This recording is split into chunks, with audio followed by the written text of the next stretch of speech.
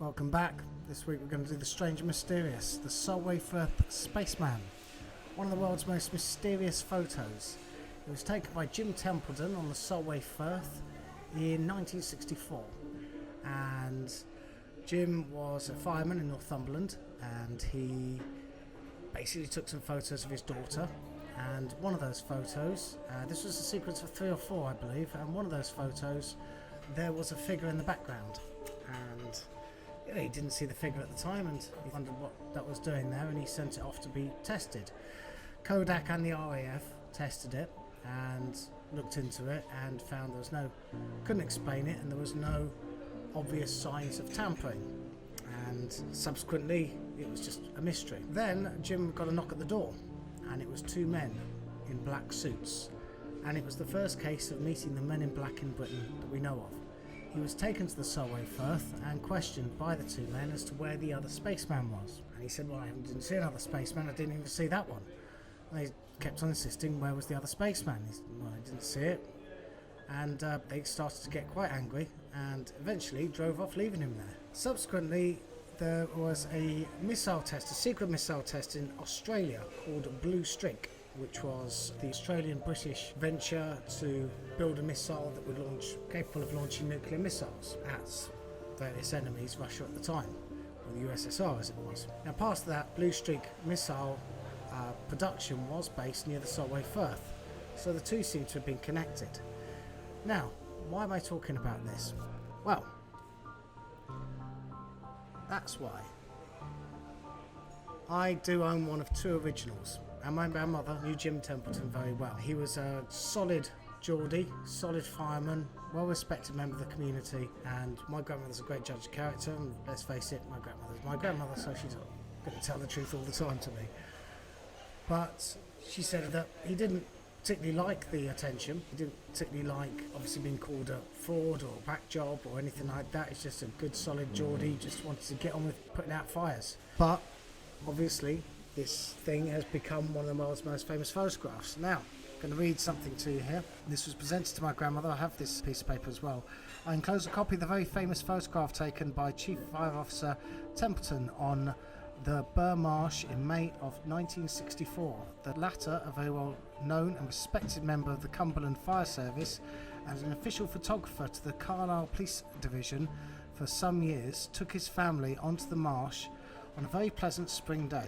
He took 1 or 2 snaps of his daughter, I believe it was actually 3, and was astounded when the enclosed snap was returned from Kodak, as he had no recollection of noticing such a body in the background. The original negative has been reproduced and examined. Almost all of the country's experts, including Kodak Limited, the Royal Air Force, Photographic Services. It has also drawn the attention of such bodies such as NASA.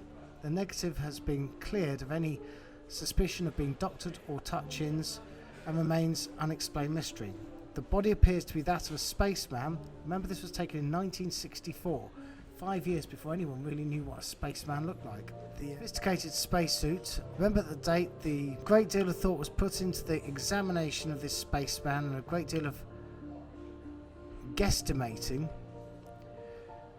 A little portion of his boot shows where Miss Templeton's shoulder, near Miss Templeton's shoulder.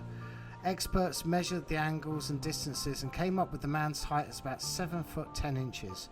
His weight around 15 stone, human in shape.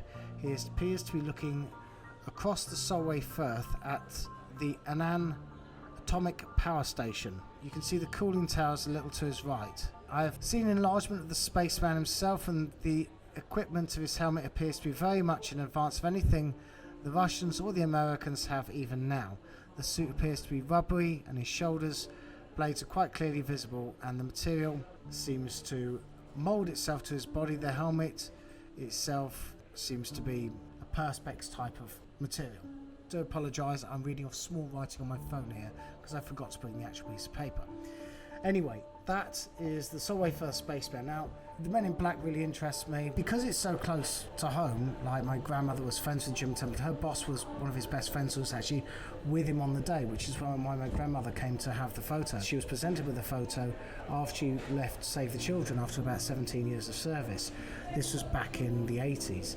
Although it was even famous then, it wasn't quite as famous as it is now. Now, that says to me that Men in Black absolutely do exist. There's been countless reports of aliens or extra-dimensional activity, should we say, near nuclear missile stations, and for that reason I don't think any of us actually got any worry about a nuclear war. So that's the truth. I actually honestly believe that we're not going to end up in a nuclear war, no matter who says it or what kind of threat looms over us. So that's not a fear to be worried about, even though the doomsday clock is about 100 seconds to midnight and they're citing nuclear war as one of the reasons. It's not.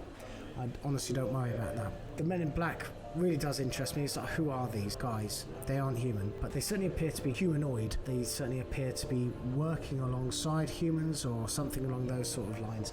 I can't figure it out. We know that Bob Lazar worked in Area 51, and I don't believe he was lying. I'm going to put a link to body language of Bob Lazar, which I thought was very, very interesting indeed, because when people are telling the truth, you can just sense it. You can't really do these things. We have to trust our human senses so many times. When we're looking at what people say, we get the impression when people lie that we can feel it. I don't get that feeling with Bob Lazar at all. I absolutely believe what he says to be the case. There's also a case of a grey alien footage which was supposedly smuggled out of Area 51. Again, very interesting, which I'll leave a link to as well. Now, this was filmed in the 80s, and there's something in it that I can say almost that really piques my interest. I thought, this is real. This is absolutely real. Was when the chap, whose name escapes me right now, smuggled the footage out. He's in blacked out, and he said that the being was more interested in talking about spiritual matters than intellectual matters. And scientists were questioning all the time about this problem, that equation, and the answer to this. I absolutely can see that a mile away. The lack of spirituality in some of the upper echelons is astounding, and it's what's really vitally missing. It's all about money these days, and none of us can deny that. The alien was suggested as saying that we are only vessels. We are vessels, and he wasn't worried about dying. Well, again, it's absolutely correct. As much as people don't want to die, there's actually nothing to worry about. We are just vessels for a spiritual body, and I know that. I'm not asking you to know that, but that, to me, was very much what the extra-dimensional beings have been, in some ways, trying to tell us. I'm also going to link a very little known TV interruption. This was interrupted in 1977 in the UK. The hoaxers, or supposed hoaxers, have never been caught. No one really knows how they did it or what it is, but this was supposedly from Vrillon, from the Ashtar Command, giving humanity a bit of a warning as to what was going on. I think it was 1977 or 78, but his words rung very, very true today about how the leaders have been tempted by money and that sort of thing. Now, that's not saying that the money is a bad thing inherently, it's just that none of us can deny humanity has gone off in the wrong direction. Last time we did things about the virus, the point I'm trying to make is none of this is all random. I'm not just necessarily doing random bits and pieces here just for a bit of anecdote. Everything is connected. Now, it's taken me years and years of just kind of seeing this stuff, wondering why and how it's all connected. It can get very confusing at times. I'm not trying to give anyone a headache. I'm not trying to make anything mysterious. I'm not trying to get anyone to get ahead and figure it all out as well. The main point of all this is we are missing our spirituality. If I can add my small voice to the many voices and some much, much more succinct people than I, to look within ourselves for the spirituality and stop looking outside ourselves, whether it be necessarily the mysteries that life presents, whether it be money, whether it be other people. Other people is probably the worst one. Food, drugs, alcohol, so on and so forth. Nothing wrong with any of those things if you want to enjoy it.